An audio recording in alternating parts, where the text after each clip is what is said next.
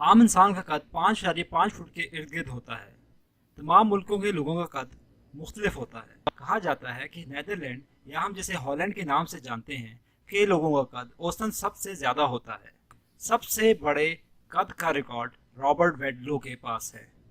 Robert ویڈلو کا record قد 8 fit اور 11.1 انچ تھا، جو ایک عام آدمی سے 1.5 گنا زیادہ ہے۔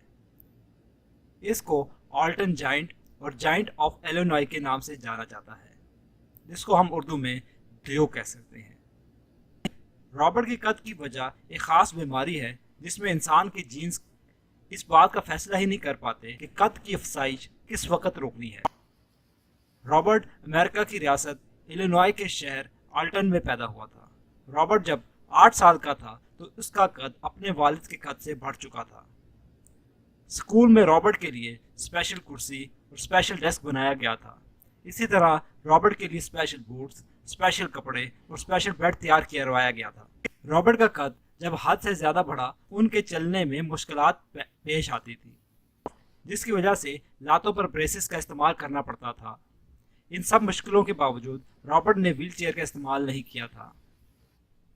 رابرٹ ایک صحت مند انسان تھا، لیکن اپنے آخری سالوں میں اس کی طبیعت یکدم خراب ہونا شروع ہو گئی تھی۔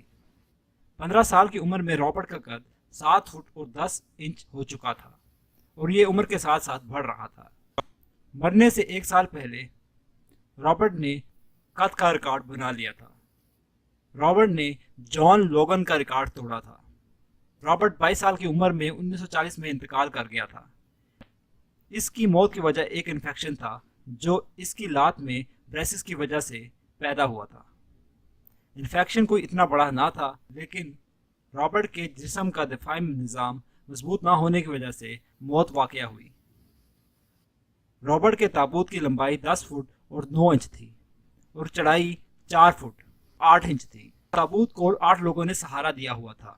یادگار کے طور پر رابرٹ کے بہت سارے مجسمے اس وقت موجود ہیں، اور 2 سے زائد گانوں میں رابرٹ کے قد کی تعریف کی گئی ہے۔